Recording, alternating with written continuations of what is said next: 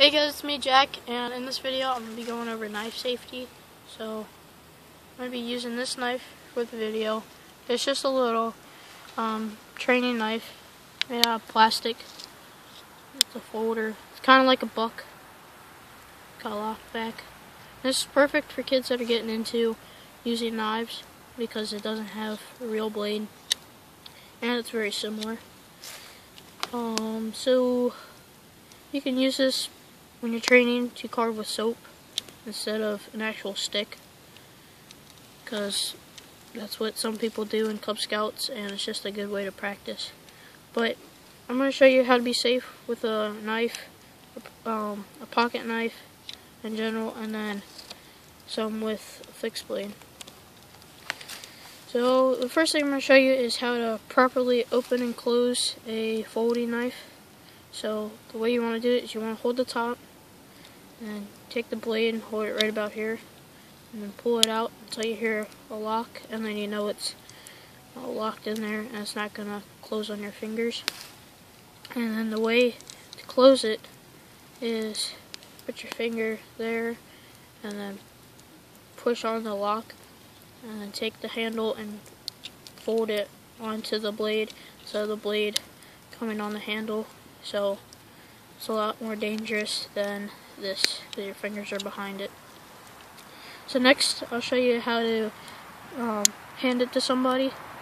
So the way you want to do it is you take your fingers and you're going to put them on this side of the blade, make sure they're not actually on the edge, and you want to make sure the edge is pointed away, and then you can hold it like this, have the handle pointed towards someone, so if you were to pass it to them, it doesn't look like this and you could stab them.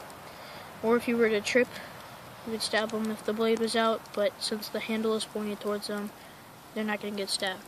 And when the person grabs onto it, it's going to be the handle and they can just pull out. And when you give somebody a knife, you want to make sure they say thank you, or they let you know in some way that they have a hold of the blade, so you know that they're not going to drop it. And you just have somebody say thank you, and then you can release. And then when you're walking or you need to move somewhere and you have a knife, just close it, put it in your pocket. If you have a fixed blade, just put it back in the sheath. So next I'll go over proper way to carve. So you always want to have your hands or your fingers behind where you're cutting. There's no way you're going to cut yourself. But if you have your hands up here and you're cutting like this, you can cut your hand. And I did that when I was younger. And then a safe way to cut that's also a lot more effective is to take the knife, hold it backwards, so it's like that, and hold the stick and put it up against your chest, and then pull both of them and push your chest out, kind of like you're ripping your shirt. But that's very effective. Or you can put the knife on your leg and then pull back. Or if you had a stump, you can stab the knife into the stump and then pull back with the stick. Alright, so now I'll go over probably the most important thing, which is the triangle of death. And that's pretty much this. You can imagine that's a triangle. There's major arteries here and there that connect all your blood to your body, and if they get cut, you're going to bleed out and you're probably going to die in 3 minutes. So you want to avoid that. So if you're down here cutting like this, that's not very safe, because if you were to slip somehow, you can cut those arteries and that won't be good. So the way you solve that problem is you take one knee up and you can carve like this, but pointed away. And just make sure you're never cutting like this, because that's not good. And my knees are dirty now.